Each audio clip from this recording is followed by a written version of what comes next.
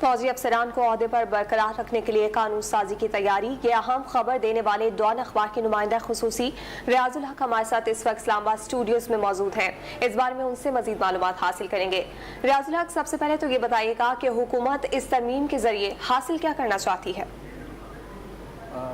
इस तरमीम के ज़रिए हुकूमत ये कोशिश कर रही है कि जो सारी कानूनी पेचीदगियाँ होती थी इससे पहले, या अब ज़ाहिर कानून अभी पास तो नहीं हुआ, मुजवज़ा ये तरामीम है। मुख्तलिफ़ तरामीम में जो सबसे दिलचस्प तरमीम है वो यही है कि कोशिश ये होगी हुकूमत के प्राइम मिनिस्टर साहब के पास वो इख्तियार आ जाए कि जो ऑफिसर्स आर्मी के हैं, जनरल्स वगैरह, अगर वो रिटायर होने जा रहे हैं तो उनको रिटेन रखा जा सकेगा। अब इसके लिए इससे पहले ये होता था कि जब पाकिस्तान तहरीक इंसाफ ने सुप्रीम कोर्ट के कहने पे 2020 में जब आईनी तरमीम की आर्मी की चीफ के एक्सटेंशन के हवाले से, तो उसमें लफ्ज़ जो है वो रीअपॉइंटमेंट का इस्तेमाल हुआ गया, यानी दोबारा तकर्रुरी का, एक्सटेंशन के बजाय। अब जो मौजूदा हुकूमत है वो जो मुजवज़ा तरामीम है उनमें एक बड़ी इंटरेस्टिंग बात है वो ये है कि जो अहम इंपॉर्टेंट पॉइंट है कि जो रीअपॉइंटमेंट है उसको रिप्लेस किया जाएगा, उसको बदल दिया जाएगा रिटेंशन से, यानी उनको बरकरार रखा जा सकेगा। अब इसके लिए ज़ाहिर है लफ्ज़ों का हेर फेर है, लेकिन इसमें कानूनी माहिरीन जो आर्मी के एक्ट के हवाले से चीज़ों को जानते हैं, जब उनसे बात हुई तो उन्होंने कहा कि ये बहुत बड़ा ज़ाहिर ये एक मुजवज़ा तरमीम है और उसमें जो सबसे अहम फैसला है वो ये होगा कि रीअपॉइंटमेंट में बाकायदा तौर पर डिफेंस मिनिस्ट्री से की तरफ से समरी आती थी, आर्मी की तरफ से नाम वगैरह आते थे, प्राइम मिनिस्टर को पेश होते थे, उसके बाद जाकर फिर जो है वो दूसरी चीजें होती थी, प्राइम मिनिस्टर अप्रूवल देते थे, उसके बाद प्रेसिडेंट के पास वो नाम जाते थे और जो नाम होता था आखिरी जो टॉप पे जो नाम सजेस्टेड होता था वो प्रेसिडेंट से अप्रूवल था। तो ये सारा प्रोसेस जो है, रिटेंशन का लफ्ज अगर कानून साजी के जरिए ओके हो जाता है तो उसके बाद ये होगा, मंजूरी हो जाएगी, तो उसके बाद प्राइम मिनिस्टर ऑफ पाकिस्तान जो है वो सिर्फ एक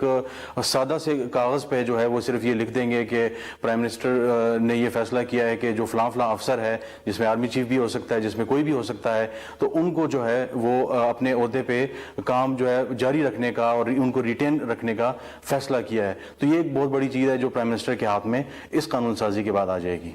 अच्छा रियाज साहब, ये भी बताइएगा इस कानून साजी के लिए क्या तमाम हुकूमती इत्तेहादी ऑन बोर्ड हैं और काबीना और फिर पार्लियामेंट में टेबल होने की सूरत में क्या आसानी से तमाम मामला तय पा जाएंगे?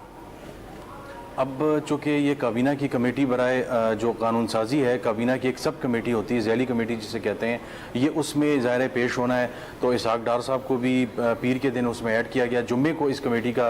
जो है वो CCLC जो कमेटी है उसका इजलास होना था, वो कैंसिल किया गया। पीर के दिन इसहाक डार साहब को इसमें ऐड किया गया ताकि चीज़ों को तेज़ी से आगे ले जाया जाए। और उसके बाद अब आज कल या परसों में उसका इजलास होगा, तो CCLC से जब इजलास हो जाएगा तो उसके बाद ये बाकायदा तौर पर काबीना के सामने रखा जाएगा। तो काबीना में ज़ाहिर है उसको डिस्कस होगा, उसमें इत्तेहादी भी मौजूद होंगे, पीपल्स पार्टी वगैरह तमाम जमातें खुल पे इस पर बहस करेंगी। उसके बाद अगर काबीना इसकी मंजूरी दे देती है तो उसके बाद बाकायदा तौर पे ये पार्लियामान में पेश किया जाएगा। चूंकि एक्ट में तरमीम है तो एक्ट जो है वो पार्लियामेंट ने पास किया होता है, तो इसको बाकायदा तौर पर पार्लियामान के सामने पेश किया जाएगा, पहले नेशनल असम्बली में, फिर उसके बाद पास होगा तो ज़ाहिर सेनेट आएगा और पार्लियामेंट से पास होने के बाद इसको सदर के सामने रखा जाएगा। तो वक्त हुकूमत के पास ज़ाहिर है बहुत कम है और ये अगले जो 72 घंटे हैं, 48-72 घंटे, उसमें इन्हें ये सारी जो है वो कानून साजी ये सारा कुछ करना होगा। तो ज़ाहिर है एक रेस है, इसके लिए देखना होगा कि हुकूमत कितनी जल्दी कामयाब होती है ये कानून साजी करने में।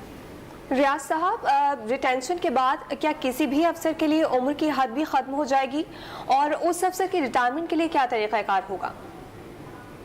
जो मौजूदा आर्मी चीफ हैं उनका जो पाकिस्तान तहरीक इंसाफ ने 2020 में जो अमेंडमेंट की थी, उसके बाद जो मौजूदा आर्मी चीफ है इनकी उम्र इस वक्त 62 साल है, तो ये 64 साल तक जो है अपना जो सर्विस है वो जारी रख सकते हैं अगर प्राइम मिनिस्टर साहब चाहें। 29 नवंबर को वो रिटायर हो रहे हैं। इसी तरह तकरीबन 26 नवंबर को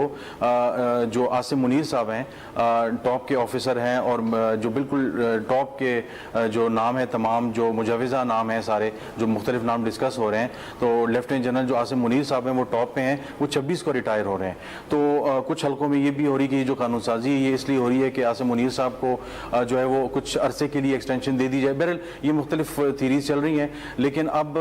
अगर हुकूमत चाहे तो इस कानून साजी के पास होने के बाद जनरल बाजवा साहब भी बाकायदा तौर पर कंटिन्यू कर रख सकते हैं। कितने से के लिए ये प्राइम मिनिस्टर साहब का प्रोगेटिव होगा, वो ज़ाहिर है 2 साल होता है या 1 साल या 6 माह। और इसी तरह अगर वो चाहें तो लेफ्टिनेंट जनरल आसिम मुनीर साहब जो हैं उनको भी कंटिन्यू करवा सकते हैं। कितने से के लिए अगेन ये भी प्राइम मिनिस्टर साहब का है। कि वो ड्यूरेशन मेंशन करते हैं या क्या करते हैं, जाहिर है तो ये सब प्राइम मिनिस्टर के हाथ में होगा कि वो कितने ऐसे के लिए रिटेन करना चाहते हैं या बरकरार रखना चाहते हैं किसी भी आर्मी ऑफिसर को। अच्छा रियाज साहब, ये भी बताइएगा, क्या आर्मी एक्ट में तरमीम के बाद किसी भी अफसर की मुद्दत मुलाजमत बढ़ाई जा सकेगी? इसमें ज़ाहिर मुद्दत मुलाजमत का बिल्कुल जिक्र मौजूद नहीं है, लेकिन प्राइम मिनिस्टर साहब के पास जब ये इख्तियार आ जाएगा तो उसमें ऑटोमेटिकली जो है वो ये होगा कि अगर कोई साहब रिटायर हो रहे हैं, जिस तरह मैंने आर्मी चीफ का नाम लिया और आसिम मुनीर साहब का नाम लिया, ये रिटायर हो रहे हैं, तो ज़ाहिर है बाजवा साहब के हवाले से तो एक मतलब 64 साल आर्मी चीफ जा सकता है, लेकिन आसिम मुनीर साहब की अगर एक्सटेंशन हो तो प्राइम मिनिस्टर ये इस एक्ट में तरमीम के बाद जो प्राइम मिनिस्टर साहब हैं वो अगर चाहें तो बाकायदा तौर पर उनका जो टेन्योर है